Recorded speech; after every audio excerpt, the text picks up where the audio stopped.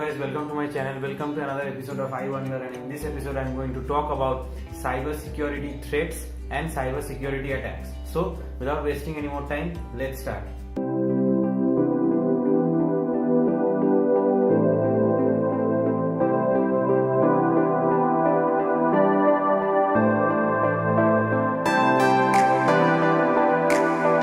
So, what is the difference between a security threat and a security attack? Now, security threat is a possible danger that might cause harm to the system security or can cause a security breach. But security attack is an assault on the system security caused by an intelligent threat. Now, there are four types of security threats: interruption, interception, modification, and fabrication. Interruption is when a data is flowing from a source to a destination and some third party is stopping or interrupting the flow of the data. Thus what happens is the data cannot reach its destination at all. Then comes interception. Interception occurs when data is flowing from source to destination and someone else, say a third party, is gaining access to the data. Now what happens is the destination is receiving the data as it is, but some third parties are also receiving the same data from the middle of the channel, and that is known as interception.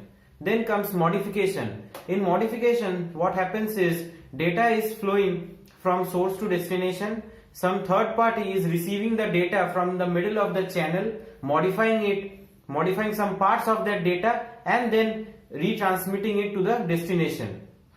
And finally comes fabrication. Now in fabrication, what happens is the source is not sending any data to the destination. A third party is sending the data to the destination by pretending to be the source.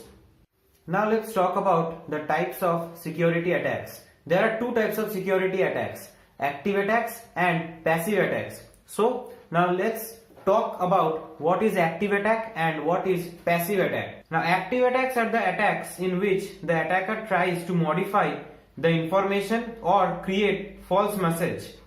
The prevention of these attacks is quite difficult because of a broad range of potential physical, network and software vulnerabilities. Now instead of prevention, it emphasizes on the detection of the attack and recovery from any disruption or delay caused by it. An active attack usually requires more effort and often more dangerous implication. When the hacker attempts to attack, the victim gets aware of it. Now let's talk about passive attacks. Passive attacks are the attacks where the attacker indulges in unauthorized eavesdropping, just monitoring the transmission or gathering information. The eavesdropper does not make any changes to the data or the system. Unlike active attack, the passive attack is hard to detect because it doesn't involve any alteration in the data or system resources. Thus, the attacked entity doesn't get any clue about the attack. Let's talk about some examples, or rather some scenarios of cybersecurity attacks. The first one is masquerading. Now, in masquerading, what happens is an entity or a third party pretends to be someone else who has some privileges that the third party does not have. For example, an entity, say ABC, has some privileges of some passwords or some keys to a bank. Okay, now some third party wants those privileges. So what the third party will do is it will pretend to be ABC and then enter the website of the bank as ABC, and hence it can use the privileges of the keys or the passwords. So this is known as masquerading. Then comes replay attack. In replay attack, what happens is a part of a message or the whole message is repeatedly, maliciously or fraudulently delayed or transmitted. Then is modification of message.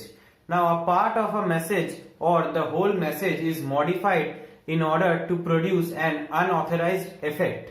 Then is eavesdropping. Eavesdropping is the method of listening to a private conversation, especially between two hosts in a network without the hosts knowing about it. Then is phishing.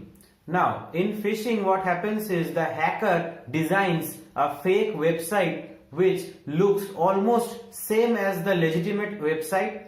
Now, it sends the user its link. The user logs in with the legitimate passwords, and thus the hacker gets the passwords out of it. Now, finally comes spoofing. Spoofing is a sub-activity of masquerading.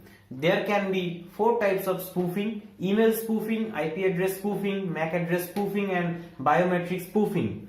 Now, in spoofing, what happens is the hacker, they masquerades something like the IP address, the email address, etc. in order to look like a legitimate user on the network. Now, in case of email spoofing, what happens is the hacker forges the email ID of the legitimate user to look like a legitimate one in the network. Then is IP address spoofing. In IP address spoofing, what happens is the hacker, they alters the IP address of their system in order to look like an authorized user in the network. Then comes MAC address spoofing. Now, in MAC address spoofing, the hacker or the third party, they alter the MAC address of their system in order to look like an authorized user in the network. And finally comes biometric spoofing, where the hacker, they uses the biometric data like fingerprints, etc. in order to impersonate someone legitimate. Now, what is the difference between virus, worm and Trojan? Now, this is a very important and common misconception that we all have. The difference between virus, worm and Trojan. Now, virus is a self-replicating code which inserts itself into other executable codes. It contains a malicious function called payload, and this virus can be distributed through email or by file sharing. Worm is a standalone program which does not infect an application. It spreads itself through network automatically, and it can also spread much faster than viruses. Finally, let's talk about Trojan. Trojan is a destructive program that masquerades as a benign application. Now, unlike viruses, Trojan horses do not replicate themselves but can be just as destructive as the viruses. A Trojan can be deliberately attached to useful softwares by a cracker, or it can be spread by tricking users into believing it that it is a useful program.